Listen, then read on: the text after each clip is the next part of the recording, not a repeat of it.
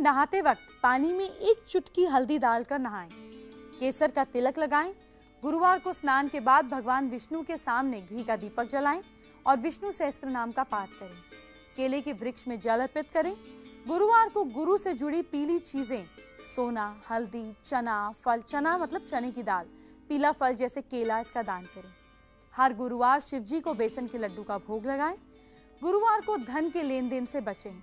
गुरुवार को चीनी, दूध, चावल और पेठा कद्दू सब्जी बनाने वाला अपनी इच्छा अनुसार लें। उसे कोई इंसान अगर बीमार है उसके सिर से वार कर किसी धार्मिक स्थान पर जहां पर लंगर बनता हो दान कर दें।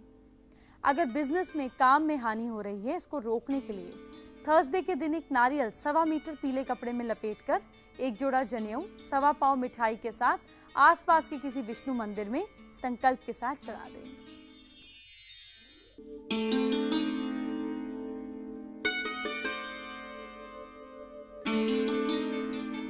कहा जाता है कि आज के दिन स्वर्ग का द्वार खुला होता है और अगर 14 दीपक का ये उपाय किया जाए तो मोक्ष मिलता है, यानी कि सॉल्यूशन मिलता है, राहत मिलती है, भगवान विष्णु प्रसन्न होते हैं। आज कार्तिक मास के शुक्ल पक्ष की चतुर्दशी है, जिसे बैकुंठ चतुर्दशी के नाम से जाना जाता है। इस दिन बैकुंठ के पति यानी कि भगवान श्री हरि, भगवान विष्णु का संपूर्ण विधि विधान से पूजन किया जाता है। इसके साथ ही आज व्रत उपवास करके नदी सरोवर के तट पर 14 दीपक प्रज्वलित करने की परंपरा है। एक कथा के मुताबिक एक बार भगवान विष्णु महादेव का पूजन करने के लिए काशी गए।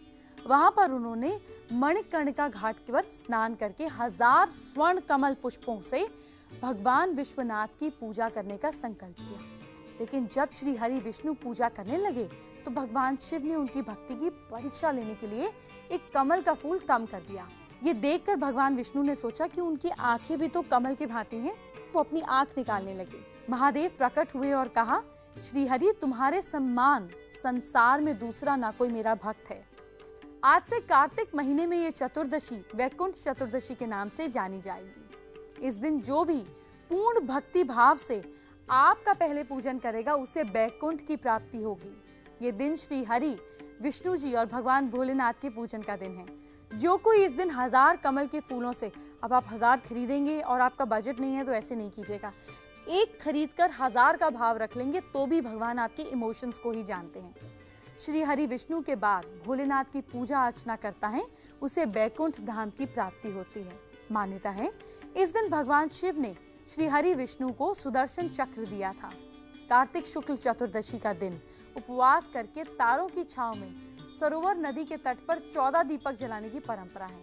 इस दिन उपवास रखकर श्री हरि विष्णु और भोलेनाथ का पूजन करने से स्वर्ग के द्वार खुलते हैं, प्रॉब्लम सॉल्व होती हैं। और अगर 14 दीपक जलाकर भक्त ने पूजा कर ली तो बैकुंठ जरूर मिलता है।